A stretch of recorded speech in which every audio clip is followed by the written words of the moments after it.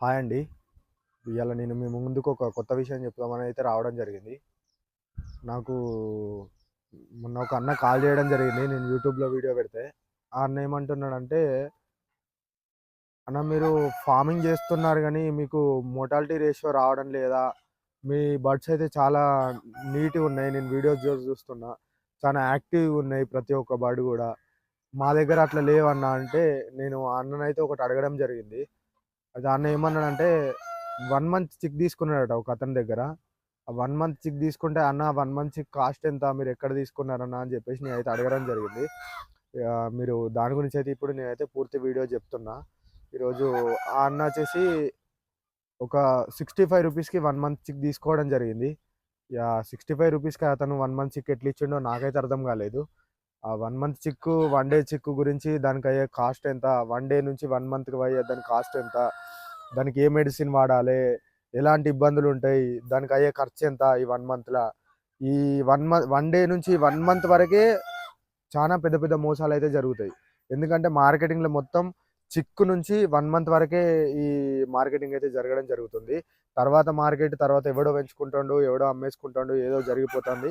దాని గురించయితే నేనైతే మాట్లాడను. మార్కెటింగ్ గురించి తర్వాత ఇబ్బందుల గురించయితే నెక్స్ట్ వీడియోలో చెప్తా. ఇప్పుడైతే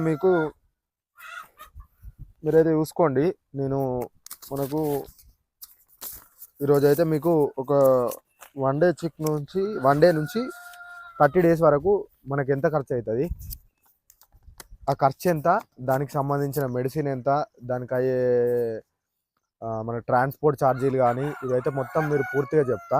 మీరు చెప్పినంకనే రూ. 65కి మార్కెట్‌లో చిక్ ఎట్లొత్తదో అది మీరే నాకు జెప్తరు. నేను ఈ పూర్తి డీటెయిల్స్ చెప్పినంక మీకు రూ. 100కి వత్తదా చిక్కు? రూ. 70కి వత్తదా? రూ. 50కి వత్తదా? ఈ పూర్తి వీడియోలో నేను చెప్పినంక మీరే నాకు కామెంట్‌లల్ల మనకు 1 మంత్ చిక్ ఎంత పడతదో మీరైతే పూర్తిగా చెప్పాల్సుంటది నాకు. మనకు మనం అదే బ్రీడ్ గురించి మాట్లాడుకున్నాం ఇప్పుడు. మనం సోనాలి బ్రీడ్ గురించి మాట్లాడుతున్నాం ఈ వీడియోల. మనకు మార్కెట్‌లో వచ్చేసి సోనాలి బ్రీడ్ చిక్ వచ్చేసి రూ. 30 నుంచి రూ. 32 మధ్యలో నడుస్తుంది. కొన్ని చోట్ల 35 కూడా ఉంది. మీరు ఇన్ఫర్మేషన్ చేసుకొనైతే మీరు ఈ వీడియోలో అయితే పూర్తిగా చెప్పండి నాకు. అంటే మనం యావరేజ్ వచ్చేసి ఒక రూ. 30 అయితే చిక్ కాస్ట్ అయితే ఏసుకోవడం జరుగుతుంది. ప్లస్ మళ్ళా మనం దాంట్లో సరే మనం చిక్కు తీసుకొచ్చుకోవాలనుకున్నామనుకో, మనం ఇక్కడ బయట నుంచి తీసుకొచ్చుకుంటాం కాబట్టి మన దగ్గరలో కనీసం ఒక 40 కిలోమీటర్స్ గానీ, ఒక 50 కిలోమీటర్స్ గానీ మన విలేజ్ నుంచి దూరం అయితే ఉండడం జరుగుతది. యావరేజ్ మనం ఒక 50 కిలోమీటర్స్ ఏసుకున్నా గూడా మనకు ఒక రూ. 2000 ట్రాన్స్‌పోర్ట్ చార్జెస్ అయితే ఏసుకోవడం జరుగుతుంది. ప్లస్ మళ్ళా మనకు ఈ 1 మంత్ వరకు మనం చిక్స్‌కు ఫీడ్ తీసుకురావాల్సుంటది. ఈ 1 మంత్ వరకు చిక్కుకు ఫీడ్ ఏం పోయాల్సొత్తది మనం నూకలు, గీకలు అనేది ఏదుండదు. మనం ఏదైనా ఒక కంపెనీ‌లుగా అంటే కొన్ని ఈ మధ్యలో చెల్మేడా గానీ, లేకపోతే డైమండ్ గానీ, స్నేహ గానీ ఇట్లా కొన్ని ఫీడ్స్ అయితే ఉండడం జరుగుతుంది. దాంట్లో మనం తీసుకున్న ఫీడ్ కాస్ట్ వచ్చేసి ఒక్కొక్క రేట్‌ల ఒక్కొక్క దగ్గర ఒక్కొక్క రేట్ అయితే ఉంటది. మనం ఈ 1 మంత్ వరకైతే ఏం వాడాల్సుంటదంటే చిక్‌లా ఒక ఫ్రీ స్టార్టర్ అని ఉంటది. అది మాత్రమే 1 మంత్ వరకు కంపల్సరీ వాడాల్సుంటది. అట్లయితేనే మనకు గ్రోత్ అనేది రావడం జరుగుతది. దాంట్లో ఖర్చొచ్చేసి మనకు ఒక చిక్కు 500 గ్రామ్స్ నుంచి 600 గ్రామ్స్ వరకైతే తినడం జరుగుతది. అంటే హాఫ్ కేజీ నుంచి ఒక 100 గ్రామ్ వరకైతే తినడం జరుగుతది 1 మంత్ వరకు.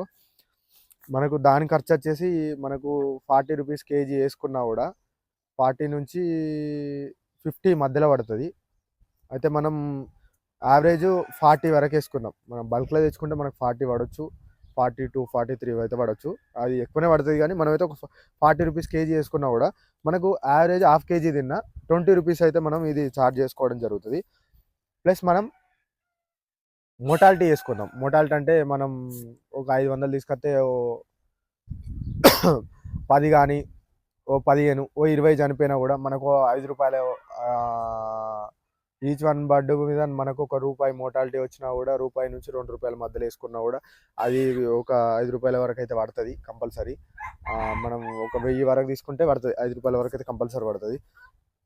మనం నెక్స్ట్ వచ్చేసి ఇప్పుడు బ్రూడింగ్ సిస్టమ్‌లో మనం కొందరు బల్బ్స్ వాడతాళ్ళు. 200 వోల్టేజ్ బల్బ్స్ వాడతాళ్ళు. లేదా మన ఇండ్లల్లో పెట్టుకునే బల్బ్స్ వాడతాళ్ళు. లేదా కొందరు పెన్సిల్స్ వాడతాళ్ళు. కొందరు ఏమైతదంటే ఎలక్ట్రిక్ బ్రూడర్ వాడడం జరుగుతది. మనం దానివల్ల గూడా మనకు పవర్ బిల్ అనేది ఎక్కువ తక్కువలో అయితే ఉండడం జరుగుతది. మనకు ఈ పవర్ బిల్ వచ్చేసి ఈ 1 మంత్ వరకు 1 మంత్ వరకు పవర్ బిల్ వచ్చేసి మనకు 500 చిక్స్ అయితే మనం తెచ్చుకున్నాం అనుకో, మనకు పవర్ బిల్ వచ్చేసి ఒక ఈచ్ వన్కు 10 రూపీస్ పడ్డా కూడా మనకు 5,000 రూపాయల వరకు అయితే ఇది ఒకటి జనరేట్ అవుతూ ఉంటుంది. ఇప్పుడు మనం అయితే ఆలోచించండి, మనం కరెంట్ బిల్ అయితే ఒక 5,000 వరకు అయితే రావడం జరుగుతుంది. అంటే మనం కరెంట్ బిల్ గురించి ఆలోచిస్తే నువ్వు 1000 వేసుకున్న గాడికే వస్తుంది, బ్రూడర్ పెట్టిన 500 వేసుకున్న గాడికే వస్తుంది, 2,000 వేసుకున్న గాడికే వస్తుంది. అయితే నేను ఇంకొకటి ఇలా మీరైతే పూర్తి యాడ్ చేయండి. ఇప్పుడు నేను చెప్పిన లెక్కలు యాడ్ చేస్తే మీకు 70 నుంచి 75 రూపీస్ మధ్యలో రావడం జరుగుతుంది. అయితే ఇప్పుడు నేను ఇల్లు ఇంకో కొన్ని వేయలేదు. అవి ఏంటి అంటే మనం షెడ్ ఓన్ అయితే మనం పెట్టుకుంటున్నాం కాబట్టి మనకే ఈ ఖర్చు వచ్చింది. ఎవడో బయట మార్కెట్లో కోడిపిల్లి ఇచ్చేటోడు వాడు ఎక్కడ షెడ్ రెంట్కి తీసుకొని మధ్యలో బ్రోకరు వాడు ఆ షెడ్లు వేసుకొని వాడు ఈ నెల రోజుల వాని ఖర్చు ఇది మనం చెప్పింది. మరి వాడు నెల రోజులు చేసిన శ్రమ ఏది? ఈ నెల రోజులలో వాడైతే ఎంతో కొంత పని చేసుకొని బయట పని చేయకుండా అయితే మొత్తం దీని మీదనే డిపెండ్ అయి ఉంటే వాడు చేసిన లాభం ఏది? వాడికి ఏం కైకిలు పడ్డది ఇలా? సరే, ఇవి మనం మెడిసిన్ ఖర్చు చెప్పినాం. ఈ నెల రోజుల శ్రమల వాడు 4 వ్యాక్సిన్స్ అయితే వేయాల్సి ఉంటుంది. ఆ 4 వ్యాక్సిన్స్ వేయాలంటే కనీసం ఆ 4 వ్యాక్సిన్స్ 4 వారాలు వాడి ఇంటి దగ్గరనే ఉండాలి. వాడు 4 వారాలు ఇంటి దగ్గర ఉంటే వాడు 4,000 రూపాయల ఖర్చు కైకిలు వేసి పెట్టుకుని అయితే ఇంటి దగ్గర ఉంటాడు. ఆ 4,000 రూపాయలు ఎవరి మీద పడుతుంది? ఈ పిల్లల మీదనే పడుతుంది. అంటే ఇంకా ఆ ఖర్చు వేయలేదు నేను. దీంట్లో 65 రూపీస్కి ఇక మీరు 1 మంత్ టికెట్లు ఇస్తారు నాకు చెప్పండి. నాకు అది కావాల్సింది. ఇది ఇప్పుడు వాడు ఇచ్చేటోడు ఏం చేస్తాడంటే ఈ 65 రూపీస్ అయితే చిక్ అయితే రాదు. నా అనుభవం ప్రకారం అయితే చెప్తాను, 1 మంత్ చిక్ అయితే మాత్రం 100 రూపీస్ వరకు పడుతుంది. 100 నుంచి 110 మధ్యలో పడుతుంది. అది వాడు చేసిన కష్టాన్ని చూసుకొని మాత్రమే మీకు చిక్స్ ఇవ్వడం జరుగుతుంది. వాడు మీకు 100 రూపీస్ చిక్ తీసుకున్నాక నేను ఈ చిక్స్ గురించి కూడా నేను చెప్తా మీకు. ఎట్లా అంటే మీరు చిక్స్ తీసుకున్నప్పుడు 1 మంత్ చిక్ వెళ్ళకండి.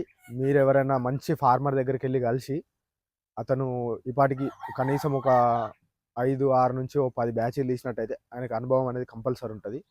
కనీసం ఒక 5 బ్యాచ్లు తీసినా ఆయనకు అనుభవం అనేది కంపల్సరీ ఉంటుంది. ఎలాంటి వ్యాక్సిన్ వేయాలి, ఏం చేయాలనేసి మీరు ఆ ఫార్మర్ దగ్గరికి వెళ్ళి మీరు 1 డే చిక్ తెచ్చుకోండి. ఎక్కడి నుంచి అన్నా 1 డే చిక్ తెచ్చి మీరే ఇవ్వండి అతనికి. లేదు అతను తీసుకొస్తాడు. 1 డే చిక్ అతను తీసుకొచ్చినప్పుడు మీకు సంబంధించిన ఒక బ్రూడింగ్ సెక్షన్ ఏర్పాటు చేసి మీరు చూసుకోండి. అక్కడికి వెళ్ళి ఫస్ట్ డే 1 డే చిక్ అతను తెచ్చినప్పుడు పోయి చూసుకొని మీరు తర్వాత మీరు క్యాలిక్యులేట్ చేసుకోండి. మీరు 30 డేస్ వరకు మీ చూసుకున్న చిక్సే మీకు ఇవ్వమని చెప్పండి. మీరు వెళ్ళినప్పుడు ఆ ఫార్మర్ దగ్గర ఏమవుతుంది, అతని దగ్గర ఇంకో చిక్ అయితే ఇక్కడికి వచ్చి ఉండదు కదా. అతను ఒక హ్యాచింగ్ యూనిట్ కాదు, ఆయన మధ్యలో బ్రోకర్ కాదు, ఒక ఫార్మర్. ఒక చిక్ తీసుకొచ్చి అలా పెట్టిండంటే కంపల్సరీ మళ్ళీ మధ్యలో ఇంకో కొన్ని చిక్స్ తీసుకొచ్చి దాంట్లో కలపడు.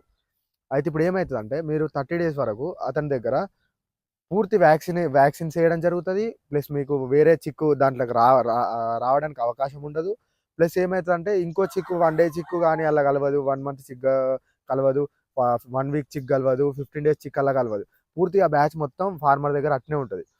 మీకు మోటాలిటీ రేషియో కూడా తర్వాత మీకు 1 మంత్ చిక్ వెళ్ళడం వల్ల ఏమవుతుందంటే మోటాలిటీ చిక్ ఇట్లా తీసుకుపోవడం వల్ల మీకు అసలు మోటాలిటీ అనేది ఉంటుంది. తర్వాత మోటాలిటీ ఏదో 2-3 అట్లా ఉంటాయి తప్ప మీకు మోటాలిటీ అనేది కూడా ఉండదు. ఇక నేను ఈ విషయాన్ని అయితే నేను పూర్తిగా మీకైతే చెప్దామని అయితే రావడం జరిగింది. మీకు ఇంత క్లారిటీ అయితే ఒక ఫార్మర్ ఎవరు చెప్పరు. అసలు ఫార్మింగ్లో చేసుకుంటూ అతనికి పనే ఉంటుంది. ఇట్లాంటి వీడియోలు తీసి ఇవన్నీ చెప్పడం ఎవరితోటి కాదు. ఈ వీడియోస్ తీసేటోళ్ళు ఈ మార్కెట్లో ఏమవుతుందంటే సోషల్ మీడియాలో బాగా మంది ఏం చేస్తారంటే బయట ఏదో మధ్యలో ఫార్మింగ్స్ దగ్గరికి పోయి వాళ్ళతోటి మాట్లాడి వాళ్ళకి ఏదో సేల్స్ జరుగుతాయి. ఆ సేల్స్ వల్ల మోసాలు అయితే జరుగుతున్నాయి. వాళ్ళు ఏం చేస్తారంటే చిక్కు అమ్ముకునేంత వరకే వాళ్ళు పట్టించుకోవడం జరుగుతుంది. తర్వాత మార్కెటింగ్ గురించి ఏం చెప్పరు. మనం ఫోన్ చేస్తే ఫోన్ లిఫ్ట్ చేయడం జరగదు. ఇప్పుడు నేను మీకైతే ముందు స్టార్టింగ్ వీడియోలో మీకు ఒక అన్న గురించి అయితే నాకు కాల్ చేసిండని చెప్పిన కదా. ఆ అన్ననైతే ఒక 1006 తీసుకుంటే అలా 50 చనిపోయినాయంట. అసలు 65 రూపీస్కి ఆయన చిక్ ఎట్లా తీసుకున్నాడు, అసలు ఏం చేసిండు ఏందనేది నాకు అర్థం కాలేదు. దాంట్లో 500 చనిపోయినాయంట. అంటే 65 రూపీస్ తెచ్చుకున్నా అంటే దాదాపు 1000 పిల్లలకు 60,000 రూపాయలు పెట్టి తెచ్చుకుంటే ఒక 30,000 రూపాయలు ఈయనే నష్టపోయిండు. ఇక అతనికి అక్కడ లాభం ఎక్కడిది? అతని ఖర్చు, ఈ పెట్టిన ఖర్చు, ఈ కథ ఇదంతా మార్కెట్లో చాలా మోసాలు అయితే జరుగుతున్నాయి. నేనైతే ఒక ఫార్మర్గా ఇంకొక ఫార్మర్ను ముంచకుండా నేనైతే ప్రతి ఒక్క వీడియో నేను చెప్తున్నా. నా దగ్గర బిజినెస్ చేయండి అని అయితే నేను దీంట్లోకి రావడం లేదు. నేను కొన్ని వీడియోస్ పెట్టుకుంటే యూట్యూబ్లో నాకు కొంచెం రీచ్ వస్తే ఏదన్నా నేను సైడ్‌గా నలుగురికి సేవ్ చేసినట్టుంటా. కొంచెం మనం మార్కెట్‌లో కొంచెం పేరుంటది. మనకంటూ పేరుంటది ఒక ఫార్మర్‌గా అని చెప్పేసి అయితే నేను చెప్పడం జరుగుతుంది. నేనే ఏదో బిజినెస్ స్టార్ట్ చేసి మీకేదో చెప్పడం అయితే నేను గాదు. నేను నేను ఇప్పుడు సాదే కోళ్ళని మాత్రం నా దగ్గర ఉన్నయి మాత్రం మీకు పూర్తిగానైతే నేను చూపెట్టడం జరుగుతది. నేను ఒక 500 కోళ్ళతోటైతే ఈ యూనిట్ తయారు చేసిన. మీరైతే చూసుకోవచ్చు నా దగ్గర. చిక్కు ఇది నేను ఏ క్వాలిటీ తీసుకొచ్చినా, ఏంది మన దగ్గర ఎంత క్వాలిటీ ఉన్నాయి మీరే క్వాలిటీగా చూడొచ్చు. ఈ 500 కోడి పిల్లలను నేను ఎంత నీట్‌గా సాదుకుంటున్నా. మన షెడ్ ఎంత క్లీన్‌గా ఉంది. కొందరేందంటే కింద మొత్తం వాటర్ పడేసి, మొత్తం అంత నీట్‌గా లేకుండా ఉంటది. ఇప్పుడైతే మనం చూసుకోవచ్చు.